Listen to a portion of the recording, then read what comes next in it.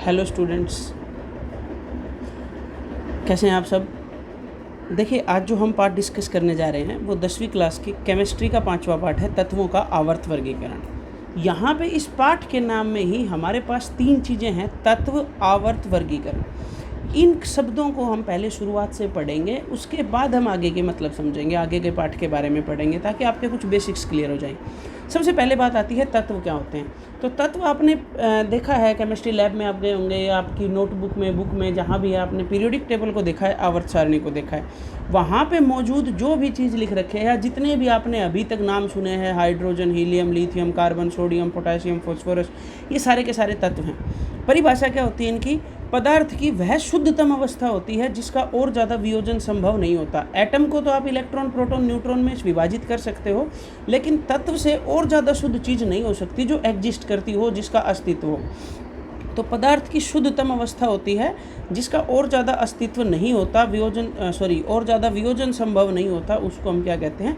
तत्व कहते हैं। शुद्ध अवस्था होती है, शुद्ध पदार्थ होते हैं।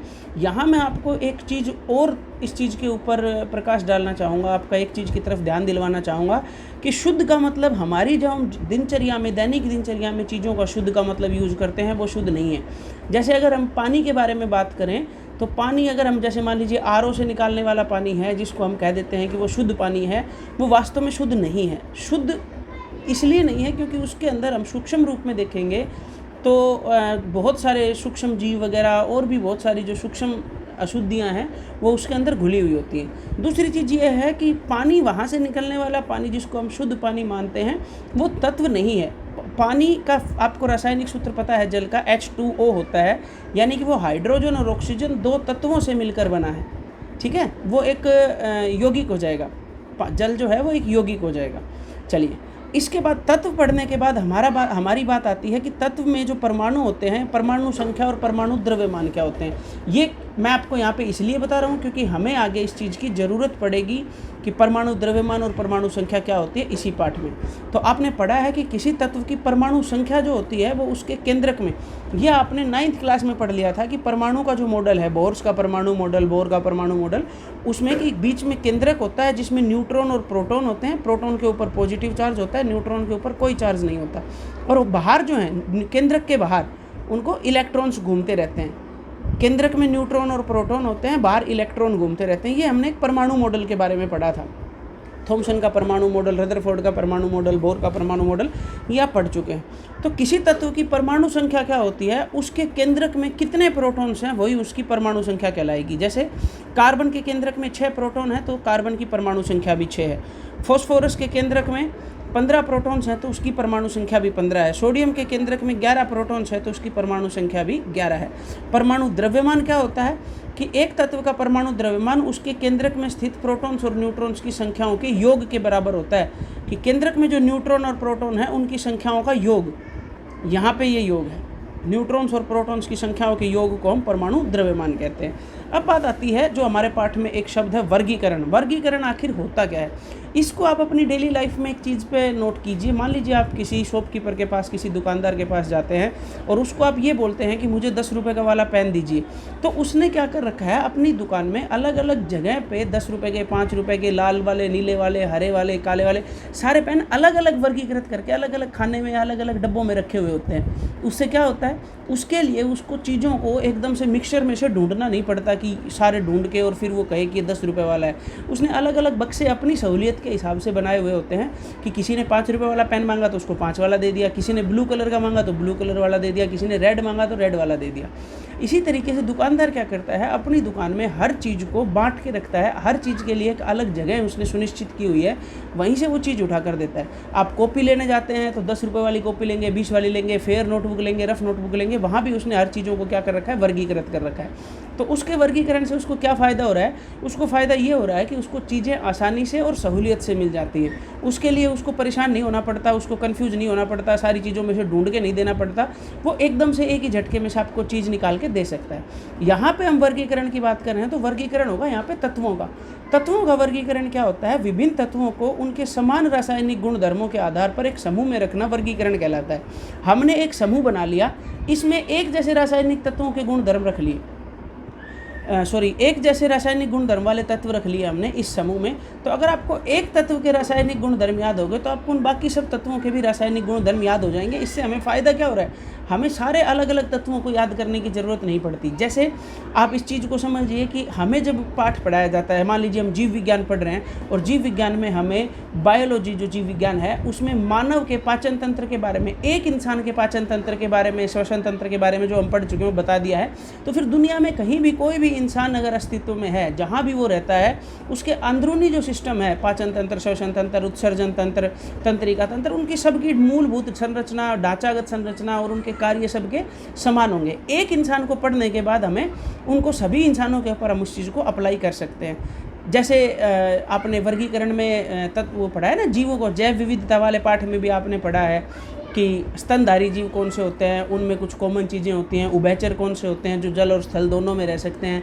और सरीसृप कौन से होते हैं, जो रेंग कर चलते हैं। वहाँ भी वर्गीकरण से क्या हुआ था कि उस समूह में आने वाले एक अगर जीव के बारे में हमने पढ़ लिया तो वो सारे के सारे जो उसकी विशेषताएं हैं, कितने कक्षीय हृदय होता है, कैसे चलते हैं, कैसे भोजन लेते हैं, वो सब कुछ, कैसे सांस लेते हैं, वो सब कुछ उन सभी जीवों के ऊपर लागू हो जाता है। तो यहाँ भी एक समूह में अगर हमने एक तत्व के बारे में पढ़ लिया तो उस समूह में आने वाले प्रत्येक तत्व के बारे में हम उसी रासायनिक गुणधर्मों को लागू कर सकते हैं, अप्लाई कर सकते हैं। तो वर्गीकरण की आवश्यकता क्यों पड़ी? अब यहाँ पे हमारा वो क्वेश्चन आ गया कि दुकानदार उन चीज़ों को अलग अलग क्यों करके रखता है, ताकि उसके लिए आसानी हो जाए, सहूलियत हो। तो हमारे जीवन में जो विभिन्न प्रकार के तत्व हैं, कार्बन है, नाइट्रोजन, ऑक्सीजन, फ्लोरीन, हमारे जीवन को एक सुचारू रूप से चलाने के लिए हमारे शरीर में भी इन तत्वों की ज़रूरत होती है। पौधे को बढ़ने के लिए भी इन तत्वों की ज़रूरत होती है। तो हमें कितना तत्व, कौन सा तत्व कितनी मात्रा में चाहिए, ये सब उनके गुणों के ऊपर निर्भर करता है, रासायनिक गुणों के ऊपर। और हमें हर तत्व का रासायनिक गुणधर्म याद करने के लिए बहुत कठिनाई हो जाएगी, क्योंकि प्रकृति में आज के दिन 118 तत्वों की खोज हो चुकी है। तो 118 तत्वों को आप याद करें या फिर उनको कुछ समूहों में बांट लें, जिससे कि एक समूह में जितने भी तत्व हैं उन सब की रासायनिक गुणधर्म एक जैसे हो जाएंगे, हमारे लिए वो आसान हो जाएगा। तो हमारे जीवन में विभिन्न तत्वों की बहुत ज़्यादा उपयोगिता है और इन तत्वों के अध्ययन को आसान बनाने के लिए इन्हें वर्गीकृत करने की आवश्यकता पड़ी। इन्हें वर्गीकृत किया गया, इन्हें अलग अलग समूहों में बांटा गया, ये था। तो वर्गीकरण के शुरुआत के आरंभिक प्रयास क्या क्या थे? वर्गीकरण के आरंभिक प्रयासों के बारे में अगर हम पढ़ें तो वर्गीकरण का जो पहला प्रयास है वो डोबेराइनर नाम के साइंटिस्ट ने दिया था। डोबेराइनर साइंटिस्ट लगभग 1817 ईस्वी में, और उस वर्गीकरण का नाम दिया गया था डाबराइनर के त्रिक। त्रिक का मतलब होता है 3 तत्वों का समूह। सबसे पहली बात यह है कि हम शुरू के 3 प्रयासों के बारे में पढ़ेंगे, डोबेराइनर के त्रिक और न्यूलैंड का अष्टक नियम और मेंडलीफ की आवर्त सारणी। इन तीनों का जो परमाणु द्रव्यमान, जो इनका जो वर्गीकरण का आधार है, बांटने का आधार है तत्वों को, वो परमाणु द्रव्यमान आधार है। जैसे आधार समझते हैं आप इस चीज़ का कि जैसे मान लीजिए पूरी वर्ल्ड की पॉपुलेशन को हमने कुछ एज ग्रुप्स में बांट लिया कि पूरी दुनिया में जितने भी लोग हैं उनको 20 से कम आयु वाले एक ग्रुप में, 20 से 40 वाले एक ग्रुप में। तो आधार क्या लिया हमने यहाँ पे? उम्र लिया। दूसरा आधार क्या हो सकता है? जेंडर के हिसाब से हो सकता है कि कुछ मेल्स होंगे, कुछ नर मादा, और कुछ जो थर्ड जेंडर होते हैं वो। तो हमने कुछ ना कुछ उनको बांटने का आधार लिया हुआ है। यहाँ पे भी जितने भी तत्व उस टाइम तक खोजे जा चुके थे उनको भी इसने कुछ आधार मानकर बांटा है, और वो आधार क्या है? परमाणु द्रव्यमान है। डाबेराइनर के नाम टाइम तक लगभग 33 तत्वों की खोज हो चुकी थी। डाबेराइनर ने क्या किया कि एक जैसे रासायनिक गुणधर्म वाले तत्वों के 3-3 के एक समूह बनाया, 3 तत्वों का एक समूह। उन तीनों तत्वों की खास बात यह थी कि उनके रासायनिक गुणधर्म एक जैसे थे। रासायनिक गुणधर्म तो उसने पहले ही एक जैसे लिए थे, और फिर उन्होंने 3 तत्व लिए थे उनके तीनों के रासायनिक गुणधर्म एक जैसे थे, और उनको एक समूह में रख लिया।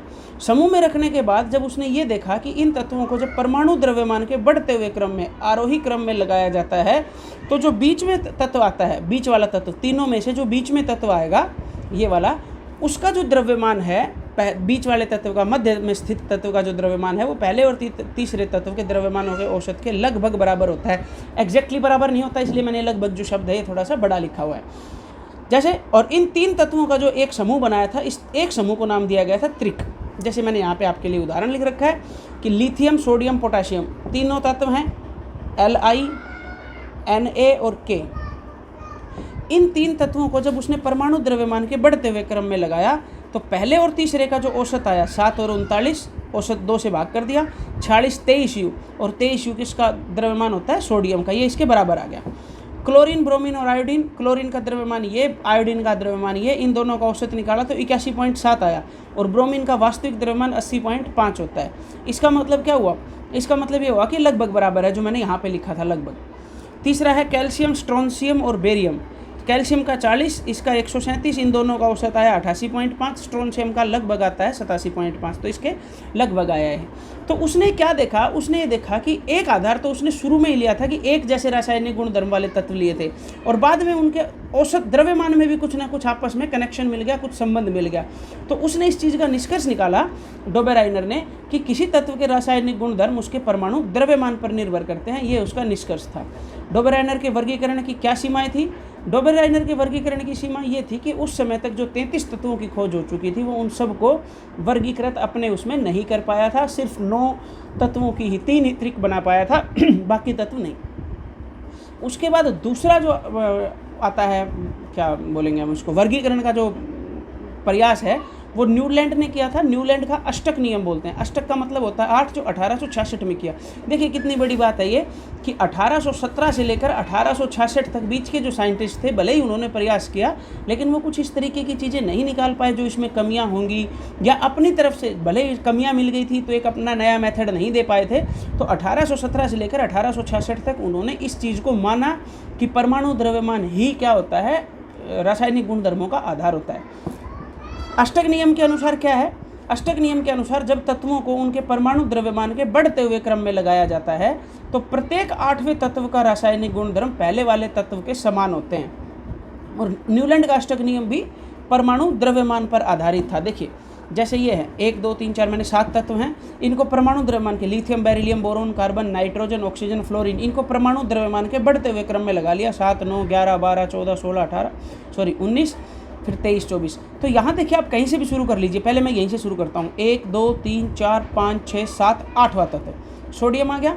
तो लिथियम जो पहला से शुरू किया था आपने, और 8वां जो तत्व है, उनके रासायनिक गुणधर्म एक जैसे मिलेंगे। आप यहाँ से शुरू कर सकते हैं कार्बन से। तो 1 2 3 4 5 6 7 8, जो 8वां तत्व आया वो पहले के रासायनिक गुणधर्मों जैसा होगा, इसीलिए उसके नीचे आ रहा है, नीचे स्थित हो रहा है। कैल्शियम की बात यहाँ पे बात कर लीजिए। 1 2 3 4 5 6 7 और 8, यहाँ पे पहला यहाँ पे लिया था, तो इन दोनों के रासायनिक गुणधर्म एक जैसे मिलेंगे। यानी कि न्यूलैंड ने ये कहा था कि जब तत्वों को परमाणु द्रव्यमान के बढ़ते हुए क्रम में लगाया जाता है, तो प्रत्येक 8वें तत्व का जो रासायनिक गुणधर्म है वो सेम वैसे ही होते हैं जैसे पहले वाले तत्व के हैं। आप पहला इसको भी मान सकते हैं, मैंने नंबर सिर्फ इसलिए लिखा क्योंकि यहाँ परमाणु द्रव्यमान सबसे कम है इसमें। आप इसको भी पहला मान सकते हैं। 1 2 3 4 5 6 7 8, ये 8वां तत्व यहाँ पे आ गया, जिसकी रासायनिक गुणधर्म फ्लोरीन और क्लोरीन के एक जैसे होंगे। ठीक है, ये आपका एक एनसीईआरटी का क्वेश्चन बनता है कि क्या न्यूलैंड के अष्टक नियम वाले सिद्धांत में डोबेराइनर के त्रिक मौजूद हैं? तो हमने देखा है यहाँ पे मौजूद हैं। ये लिथियम, सोडियम, पोटाशियम, ये पहला जो था लिथियम, सोडियम, पोटाशियम, ये इसमें भी मौजूद है। ठीक है, इसका अगर आपसे उदाहरण पूछा जाए तो आप दे सकते हैं आराम से। न्यूलैंड के अष्टक सिद्धांत की भी कुछ कमियाँ थी। पहले कमी ये थी कि ये जो अष्टक सिद्धांत था, 8वें तत्व जो है वो पहले वाले जैसे रासायनिक गुणधर्म दिखाता है, ये सिर्फ कैल्शियम तक ही लागू था। इसके बाद के जो तत्व थे, क्योंकि न्यूलैंड के टाइम तक 56 तत्वों की खोज हो चुकी थी, ये शायद मैंने यहाँ लिखा नहीं है। न्यूलैंड के टाइम तक, उस समय तक 56 तत्वों की खोज हो चुकी थी।